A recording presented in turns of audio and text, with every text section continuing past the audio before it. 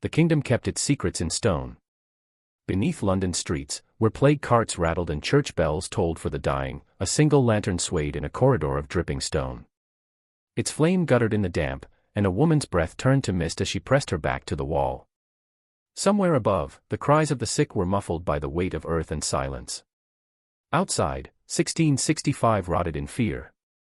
The plague-blackened doorways, red crosses bloomed on shuttered homes. Within these jails, Newgate, Southwark, and others forgotten, disease seeped through cracks like smoke. Straw teemed with rats. The stench of wet iron and human waste clung to every surface. Fear of pestilence mingled with another terror, whispers of witchcraft. Magistrates, drunk on scripture and suspicion, demanded confessions to keep the Almighty's wrath at bay. A calm, ghostly voice guides you deeper. There in the narrow dark sits Marjorie Holt, a midwife whose hands once welcomed life but now bear the weight of death. A stillborn child and a neighbor's accusation were enough to name her a servant of the devil. Her gray hair sticks to her damp cheeks, her eyes hold a quiet fire. Near her crouches Isabel Green, a Quaker widow imprisoned for praying without the king's sanction. She keeps her spine straight despite the chill, murmuring verses forbidden by the state church. Farther down, almost hidden, a child coughs, a rasping sound, small and hollow. No one knows her name. Perhaps no one ever will. They are not alone. Each night the corridor comes alive with footsteps and the scrape of keys. The interrogations begin with piety and end in cruelty. Cold water tests, women bound and thrown into barrels to see if they float, proof of devilry if they do. Fingers search for the devil's mark, a freckle or scar to damn a soul. The jailer smells of ale and rotting teeth as he offers a crust of bread for a coin, or a false testimony for more. Justice is a trade, as common as salt. Jail fever blooms in the fetid air, a shadow twin to the plague above. Marjorie presses her palm to her own forehead, feeling the creeping heat. Isabel traces silent prayers against the stone. In the darkness, they share scraps of hope like contraband, fragments of lullabies, whispers of dawn that may never come. Marjorie scratches tiny protective symbols into the straw with a shard of bone, each line a plea no magistrate will ever read. Isabel speaks of a God who listens even here, her voice a thread of warmth. One night the corridor shivers with a scream, sharp, sudden, cut short. The lantern sputters, its light trembling across the slime-slick walls. Guards rush past, boots slapping water, but return with nothing. When the women wake to the gray smear of morning, Isabel's place is empty. No clank of chains, no stain of struggle. Only a damp patch on the straw and silence thick enough to choke.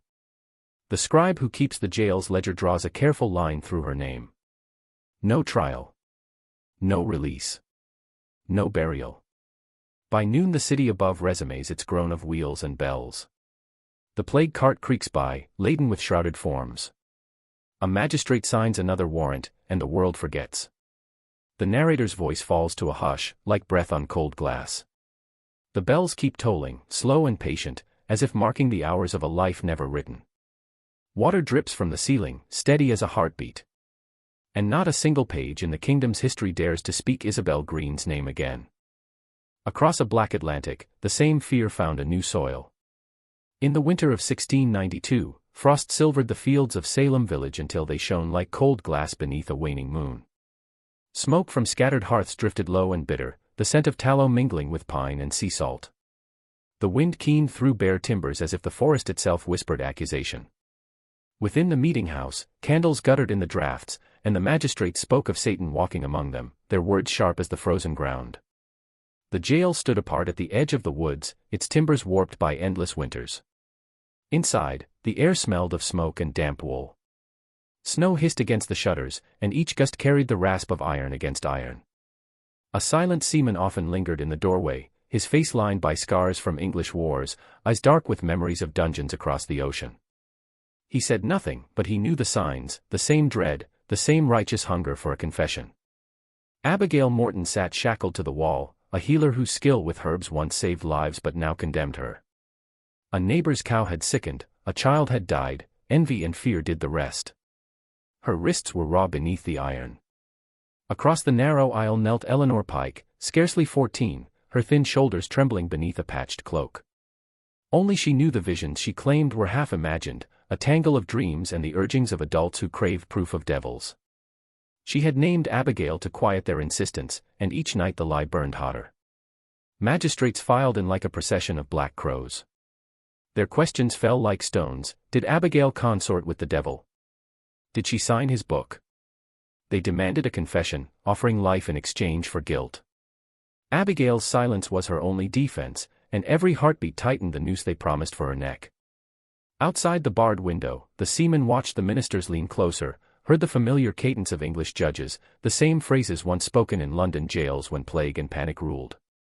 He remembered the women who vanished there, names scraped from ledgers, and the echo of bells that no chronicle recorded. The arrests multiplied. Carts rattled over the frozen ruts, carrying mothers, widows, even children to the meeting house. Shackled hands clutched at each other for warmth. Snow sifted in through the roof beams, dusting the prisoners' hair with pale glitter.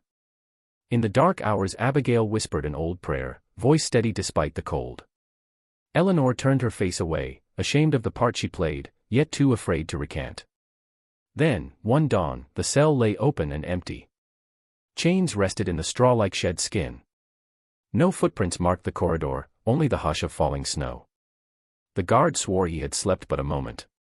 The ministers murmured of devils stealing their own, but no search followed. By the next Sabbath the pulpit thundered of other sins, and Abigail Morton's name passed no lips.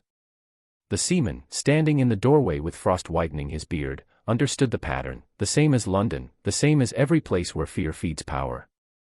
The village went on. Children played in the drifts where the jail's shadow reached, their laughter bright against the iron sky. Eleanor sat in the meeting house, eyes downcast as the minister preached of righteousness, her secret lodged like a stone in her chest. She wondered if Abigail had fled into the endless forest or if some quieter hand had taken her beyond reach of law or mercy. No answer ever came. Snow erased every footprint. In the ledgers of the colony, a single blank line swallowed her life, and the wind carried the echo of her silence into the trees, where it lingers still.